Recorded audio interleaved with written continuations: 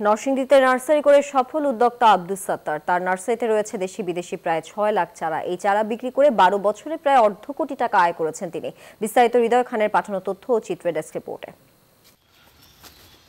Abdus Sattar master শখের বশে ২০১৩ সালে গড়ে তোলেন বিসমিল্লা নার্সারি। তার নার্সারিতে রয়েছে দেশি বিদেশি প্রায় ৬ লাখ চারা, যার মূল্য ১০০ টাকা থেকে শুরু করে ২৫ টাকা পর্যন্ত।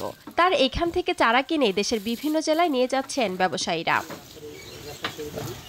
মাত্র ৩৫০ টাকা নিয়ে ব্যবসা শুরু করলেও দীর্ঘ ১২ বছরে আয় করছেন ৩০ থেকে ৪০ লাখ টাকা।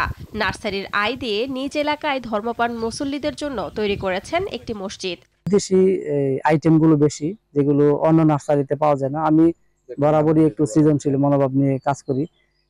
যেমন ধরেন আপনার যে বিদেশি আইটেমগুলো হচ্ছে আমেরিকান চেরি, তারপরে পার্সিমন, মাম্মি সফেদা, তারপর হচ্ছে বিভিন্ন জাতের কাঁঠাল। এই নার্সারি করে তিনি শুধু নিজে স্বাবলম্বী হননি, কর্মসংস্থানও করেছেন অনেকের। তার এখানে কাজ করে জীবিকা নির্বাহ করছেন অনেকে। আমরা চারা প্যাকেট করি ১০-১৫ জন, চারা তুলি, চারা সেল দেই।